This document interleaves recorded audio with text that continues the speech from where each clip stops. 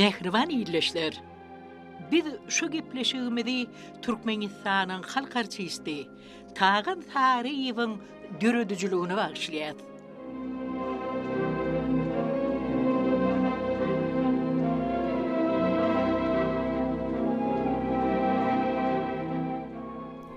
Teleýaýlym iyli içinde uly awraya eýe bolup, inni il teleýaýlymda her gün muň görkezýän oýunlaryna, habarlaryna garaşy uran döwredi. Ine şo döwürlerde teleýaýlymyň işigindäki üzüm teleýäriň aşagyna otyrkam bir uzyň bir görseň ýadyňdan çıkmajak yigit ýanyma gelip oturdy. Ol öz maňa gurrun berýän ýaly dep sagaman bara görsünler. Olar Türk Tagtabazardan gelipdirler. Ol uly iliň hormat oýan halifasy, uly bagşy, garly bagşy diýip gurrun etdiler. Men oň doly adynam bilen mokýany garly bagşy diýip gurrun etdiler. Diýip ýanymda bir uzyň ýigit oturdy. Men wah tagan näme üçin ol bagşyň gelenligini maňa öň aýtmadyň diýemde, ol sen näme maňa o bagşyň gelse aýt diýdiňmi diýeni men näme diýjegimi bilmedim. Ine ol bagşyň aýdym-aýdysyny, şägirtleri bilen gürleşini tagan maňa gurrun berdi.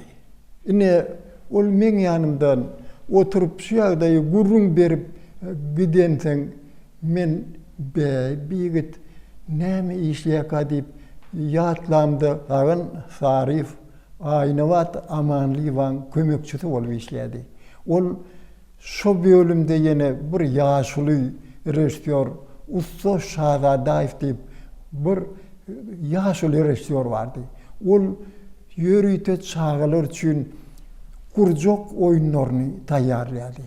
Ana Tağan Tarif şol kurjak oýunyna da çykyş edip bizi geň alyrdy. Düýäni hereketlendirip şoňa ses berýärdi. Ol haçanda düýe çökönni ýa galanna edýän sesini öýdi şeýle ses berip, şeýle şo düýän sesine ýakyn ses berip iyli geň alyrýardy. Tağan Tarif barada gepleşik edilýär diýilenne birinji duşunum ýadyma düşýär. O da ata ogul teleýany işläp başlamada bizi Niýadygelli Gurbangelliýew birinji gezek üýşürünü artistlaryň arasyna Tağan Tarifym bardy.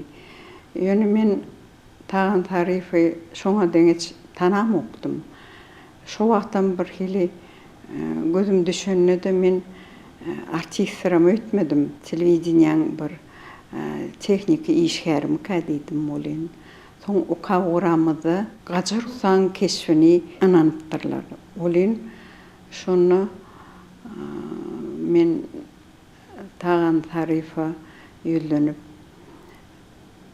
siz artistmidiňiz diýdim. Ho, men artist diýip bir dogmul aýtdy. İşte bilinýärdi, tanalýar adam. Bir oýunumyň dartgynly ýerde bolanyda Tağan Tarif bir gülkülje bir zat diýip goýberýärdi bolyn. Hemmemiz gülüşýärdik.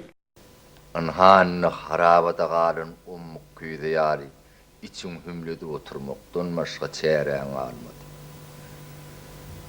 Adamynyň işi gaýtsa düýesi ýaban çöker diýenleri bol aýtmaýdy. Ha.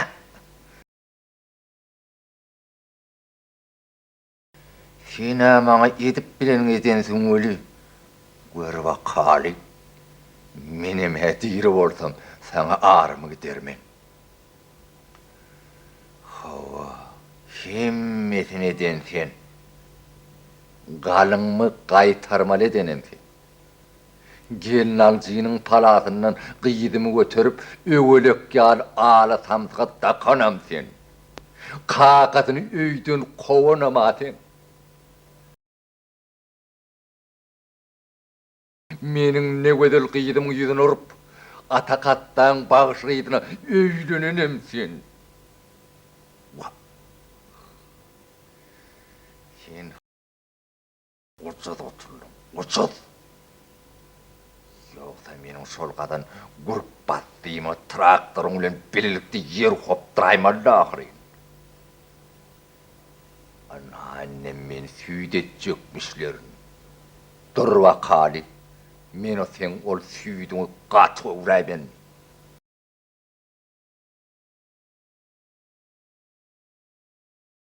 Ah, akmak kelle, çökün mağloy.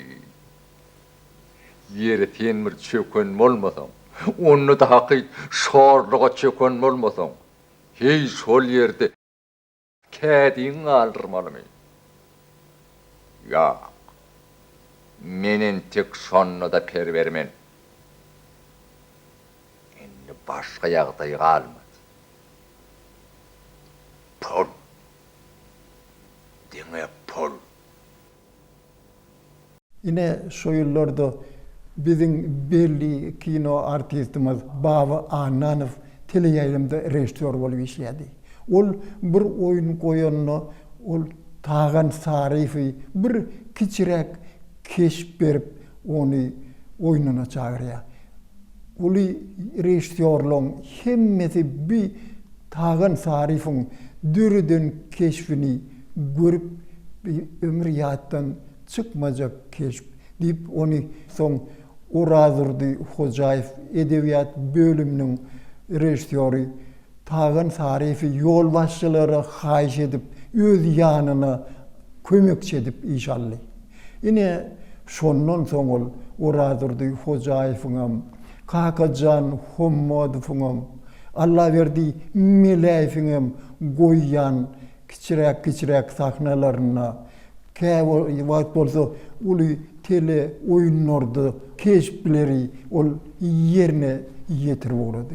Maryň Keminadynäki drama teatrının atkazanan artisti Bayram Gurbanov, Kerim Gurban Nepesow'un atawy oğul poemasyny ol tele oyun edip getirdi. Şonda da ol biz bilen gürleşip kimi var bolsa men düdörün yöne men pikirimçe ketçalagany Gurban Nazar Atakkaýewa gajaragany şu tağın sarifa berseňiz kim bolmajak ýaly bolup dur diýip bize maslahat beripdi. Onun ol oyunu OKP mäbide oňlap soňundan ol oyunu ýazgelli Gurban Gelliýewa olum uly tejribeli rejissör şol goýmakçy bolly bizem oňa razylyk berdik. Ine ol edil şol Bayram Gurbanov'un şu oyunu taýýarlan artistin diýişýäli gajaragany tağına berdi. Ketçaly bolsa Gurban Nazar Atakkaýewa berdi. Bir işläp uğranna anlamyň bolşy. Bu Gurban Nazar'ın oynaşy bu hayran galyrdy.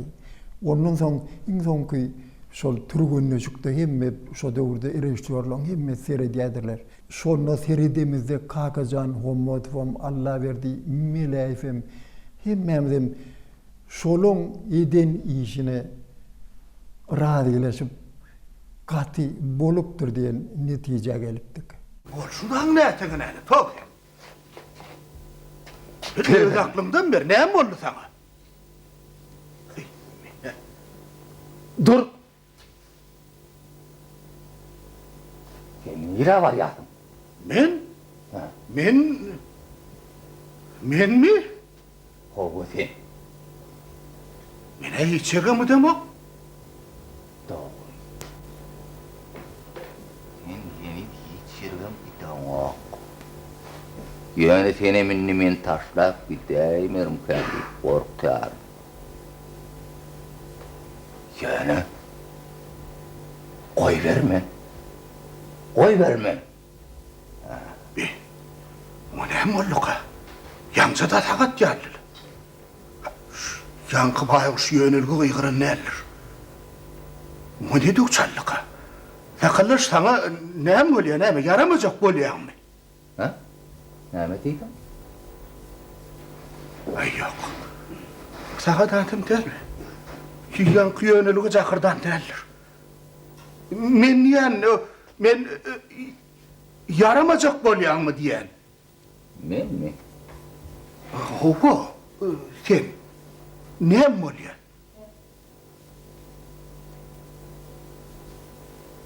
Uy, sen näme beýle seredýän? Sakallar. Beýle seretme ahry. Men sana teretmeyen kime tereteyim hakka? Indi menin senden başka kimim galdi? Men sana teretmeyen kime tereteyim? Uy. Sakallar sana al bir kase bir. Bir kase çay çağışladınız. Hebir qanaymatlaşmaz mı kan? Yok. Indi men qanaymatlaşmam. Menin hovam yeten ok. Meni boğup alarladıp var ya. Yönemen intelekleri pervermen. Men ağırladım Melya. Ağır. Ay yok. Bir sağ adamın vurun emekten ok bu. Ödem ödinli tağın tarif. Ol rejissör bilen işlerine de öd keşfi hakkında rejissör şeýtmeli tavsiranna ol cedelleşiverim.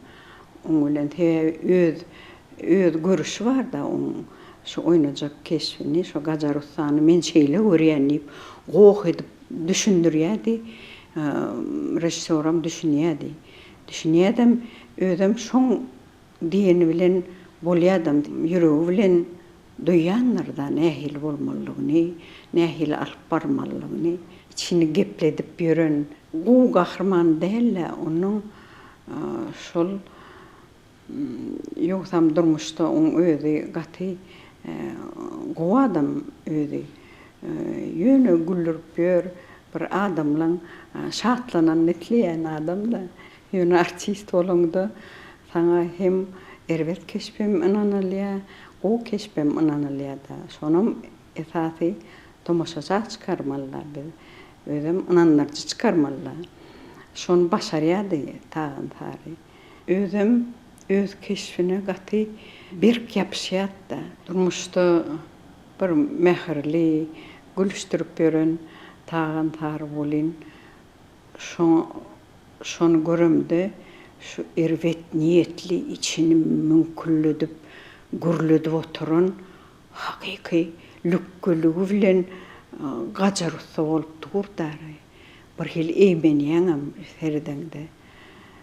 Olam men pikirimçe bir artistiň iň gowy häsiýeti bolmaly. Şuňaly durky bilen, pikiri bilen, hereketi bilen şol keşfe girip bilişi şol ustatlyk bolýar da, hakyky ustatlyk bolýar. Takallar. Ýadyňa sal. Sen öz ogluň bilen ters bakışdyň.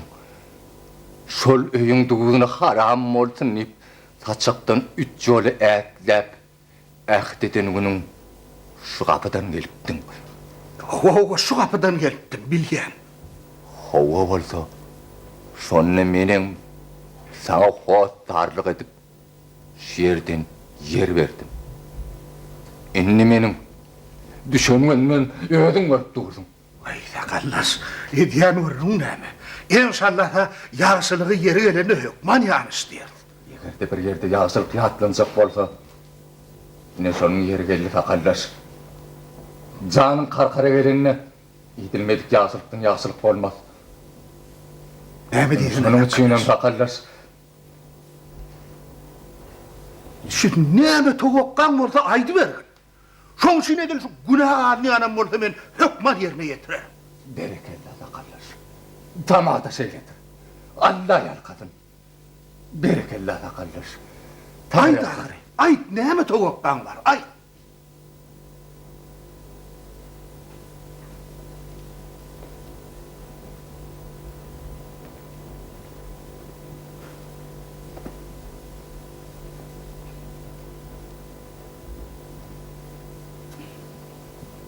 takallar. Hawa? Hey men adamı uğruna yamanlık edip bilerim ben. Yok. Yok. Onu da senin arka veriyen ülpedimin sağatını hey yamanlık edip bilerim ben. Yok. Men ananman.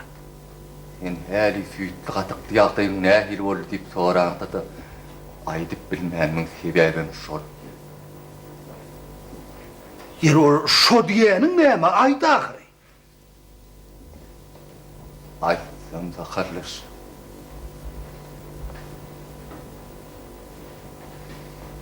Meni sen oğlum ýesenin katdyna çykan etýärler. Näme? Seni efenin katdyna?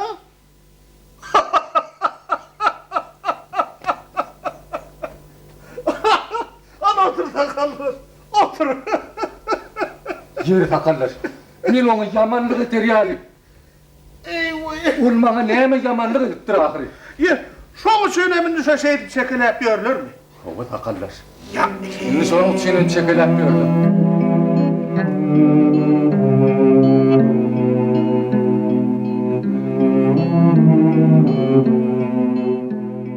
Şo ýyllarda Magtymly Müşeýew, sonun Sapar Öräýew dagy, Nuri Bayramow dagy tele ýaýlyma gelip goşuk okudylar.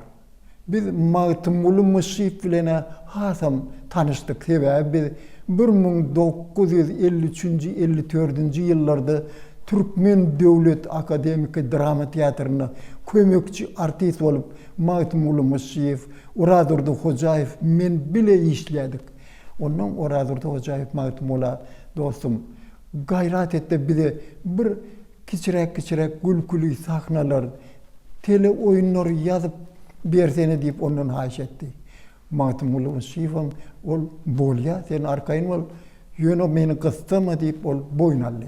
Ine bir näçe wagt geçenden ol anam mırgat diýip kiçirek bir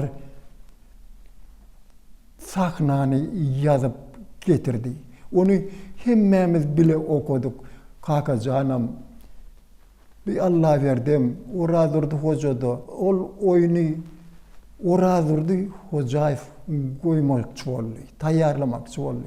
Ine şonu okap, ol şu anam mırgat sana da gawat gelýär. Sen şunu ýaly sahnalarda, gülküli oyunlarda çykyş edýäň diýip, ol maňa anam mırgadyň keşfini döretmegi ynanjak bolanno beýlemizde gurrungyzy diňläp oturan Kakajan Hummodow.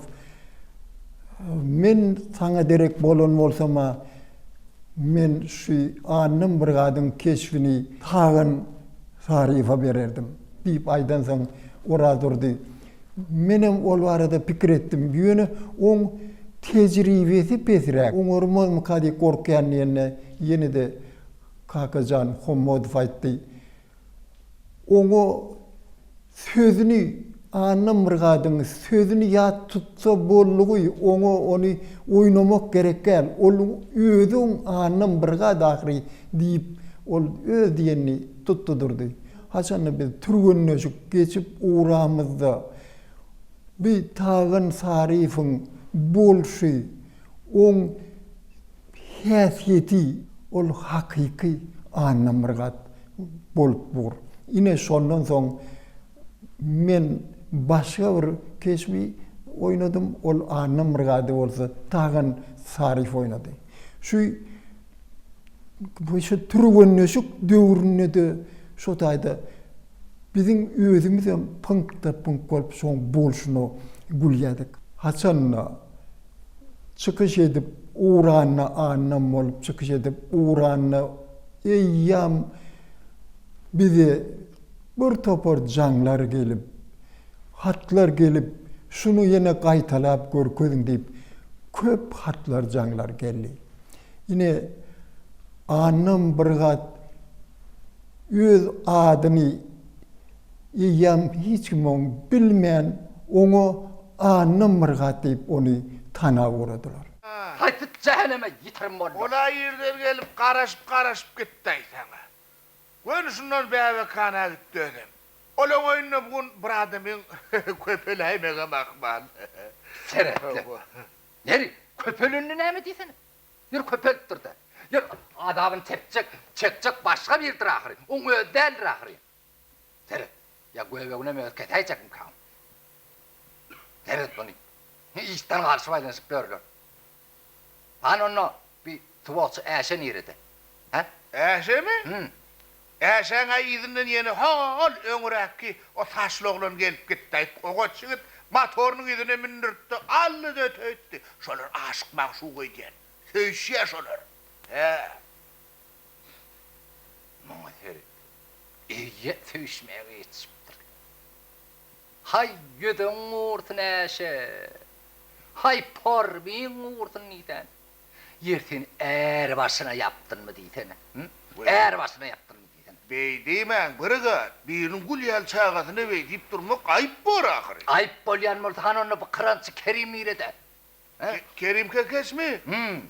Şola kırandın taşını aylanıp durdu yani. Bir kıdak daha aylandı.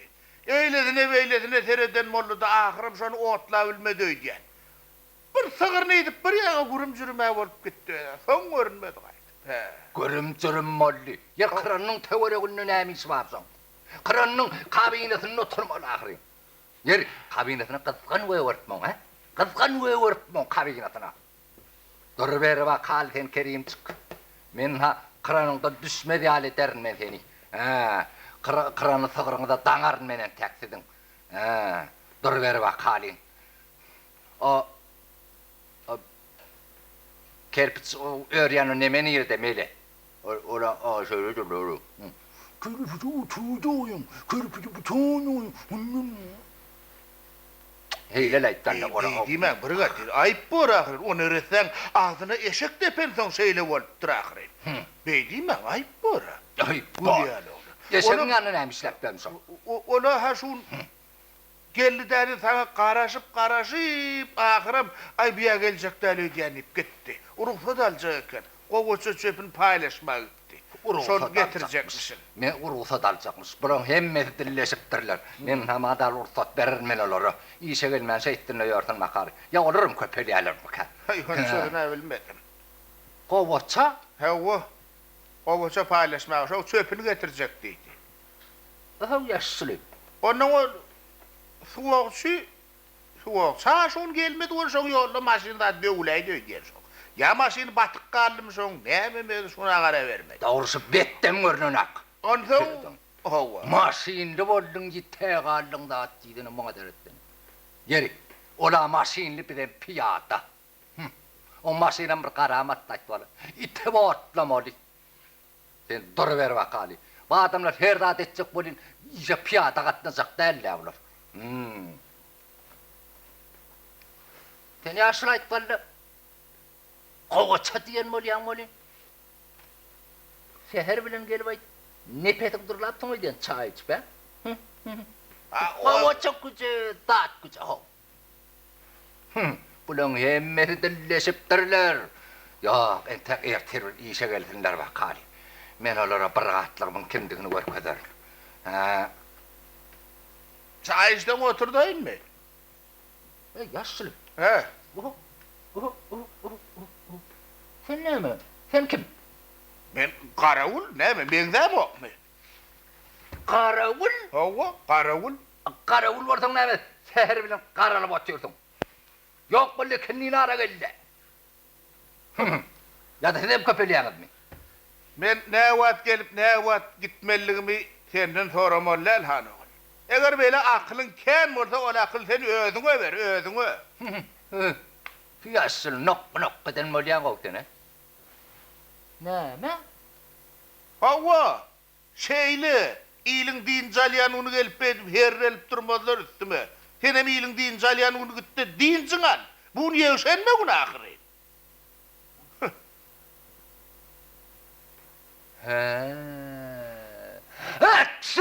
Savret. Tağın sarif ol anam rıgadın ikinci bölümünde de üçüncü bölümünden yazıp Mahtumulmuşif getirenden olurum oynansan onu il halk on adını yattan çıkarıp onu yolla izledi anlamırgat deyip yüzlenip uğradılar. Bir dürüdücülük işgayar için, artist için en ulu bağ tahrin. Ana bir gün men tekavadara barıp çağlama gavun garpad alaynip bazarda aylanıp yorkam birden anırdan anam tağın sarı gelyenini gördüm. Ol men gavun bilen sevdalaşıp duran adamım çingerip onu seyretti de oho anam birgat yallı olup men öyle sevda etmesini koydu ol anama tarap ılgap barıp salamlaşıp sondan son ol yanına getirip öz gavunun yanına getirip yine şu akşamki oynap beren anam birgadın için şu gavundan götürübileni Allah çağılan bilen iyi ak yürekten aydiyanip onu ödülün aydanla yok yaşıl sağ olun men öydük alnı gavunum karpılam hemesi bar yönü şu men ediyen işlemin yaramağı diymeni de men için ulup bağıt yine de ne hilrak ki bir bana aytacak şeylere geçsen şeylere oynasan goğub olur diyen fikrin bağmı yaşıl yerine yok sana da bir bir zat aydıp olur mu sen boluşun bize yetik bize şu boluşun hezil veriye uzak çıkış edip dur ömrün uzak bolsun oğullayıp onu uğradıp koyuverdi. Yeni bir oyununa bile oynamaklık meser etti. Sonra Mahtumulmuşif'in ayna bilen baştarak atlı eserde mene şu Aytoltan'ın keşfine o da şol men Qarja kakamın keşfine turgunlaşıp geçip yorkak men elimde can mercek bolýardy. Turgunlaşyň öňü sirasına bir aydıp beren gülkülü bir gurun birden kellemur bir gülü uğradım keşfe girip koydum. Men can mercek bolup ýatyr. Sen bolsaň gülýäň dip muňa beter gülüm. Şeyler gülkünç diýip da onu şeyler boldu da herişdiyorum gıygırdım. Ne mollu ne gülkü varmıştaydı dip. Yani tarifin yüzüne seredende gülmen durvam molunu. Özüm şeyler gülüştürýär men özümem gülüktüm da olin. On güldüren wagt bolin. Wagt bilen taklanyp bolan ok şeyler gülkül sahnalar. Tağın tarifine bir gezek üyüşüp biz Vatan Kino Tiyatrına bir kow kino var, Hindi kinosu diýdiler. Şonu biz oň bilen Tağın, men Orazırdy Hoca, Kakajan hemmemiz bile Vatan Kino Tiyatrına kino görmäge gittik. Barsak hemme petekler satylypdyr. Bize petek galmanlar. Wagt diýip durkak bäy, näder kagay haçan görübiler saýdyp numaragat setini gatyldyp aýdanna ol petek satyp oturan gyz ol seredip çiňerip oňa aýtdy. Sen numaragatmy diýip hawa men numaragat diýdi. Men nidi sen numaragat bolsaň saňa men bil tap bererin idi. Ona men garnaşlam gelmeli. Olar gelse görürne, ana şolong bildin size bereyin, numaragatda hormat koyup öz tanışlarynyň buýun bildini bize berdi. Dürütüçülük işgär üçin, artist üçin mundan ýokaram hormat bolarmy? Yine bir gün şuňal turgunlaşyp gidip durka girdik de turgunlaşyp etmeýän ýermide bolin şonu bir görsem Tağan tarif şey dip kellesin nime dip koyup otir pikirlenip hiç kıymılanogum. Bir yüreğiyle bir da pikir ediye ya kelle sağırıyam kadip han horayınla dip yanına vardım. Dağın sarıç neyse kelleğini dağırayan olsa derman getirip vereyim tuğcaş vereyim dedim olin. Yankı yok. Men neydi? Keşfimi ne hili işlemelerin çok fikrini diyen neydi? Şeydi beni de kelletine koydu olin. Şuna da bir gülküm çıktı. Şey diyenine de güllür ya da. Yine de bir gerek tanzim eder, siz kudurlamadan halat olarsınız. Men hiç zatı düşünýän näldirin. Bitleň menne näme kasly barka hayran galayım Allah.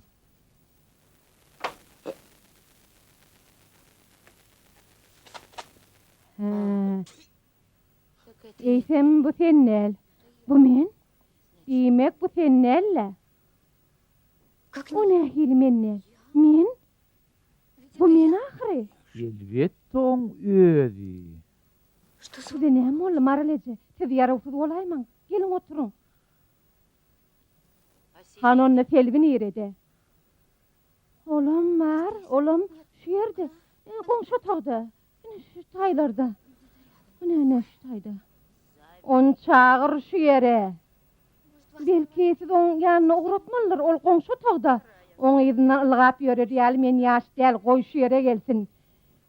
Yöne ol şu tayda. Men ayttım ahiri. Maral, belki ol tanzim edýändir, belki bir adamyň ömrü oň elindedir. Sen gürlemesene. Sen gürleme. Maral. Sen çakalo kat billinle. On soňam şeýle tözler nereden tapýan? Iň molmany dogursun bir ýatladın. Maralece gerek del, gıykılık gerek del. Yalan yaşırık dağıtlar yazıştırıp. Eger sen şeýle hatap edýän bolsaň, yarany çykaryp ýazay. Öbün yadarsın.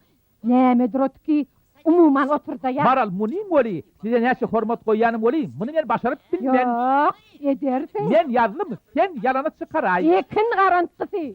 Maňa kömek edin, şey diýärmiň sen. Men taparny aýtsakladım. Näme aýtsagym men bilerim. Men bilerim.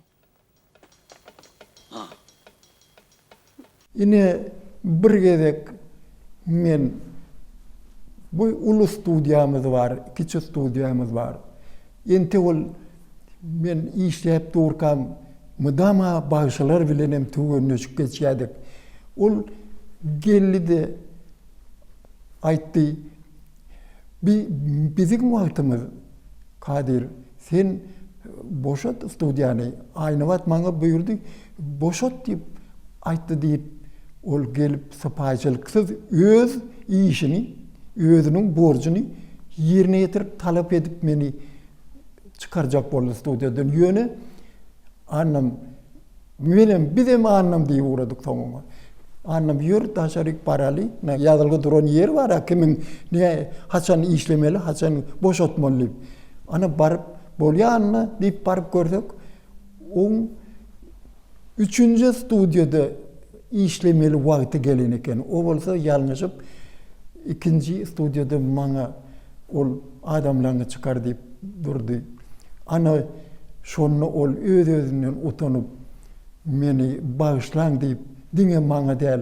Ol biziň turmuşyk geçýän sadanalymyza da sypaýçylyk bilen bağışlaň diýip çykyp gitdi. Annam bir gat bir dörenni artist olup, dören haçanna öz dörediyen keşfine çemeleşip şo barada pikirlenip yören wagty oňa bir zat sorasaňam on häsiýetinde bir ýyl geňlikler bardy.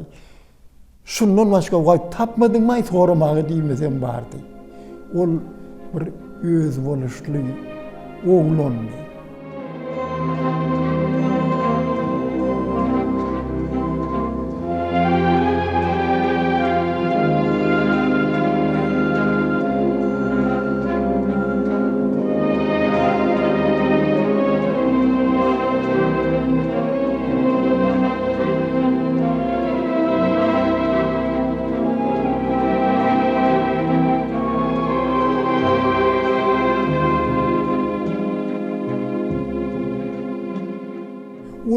el içinde Anam Mırgat deyip tanılan Tağın Sarif yavşi adam yattan çıkmaya.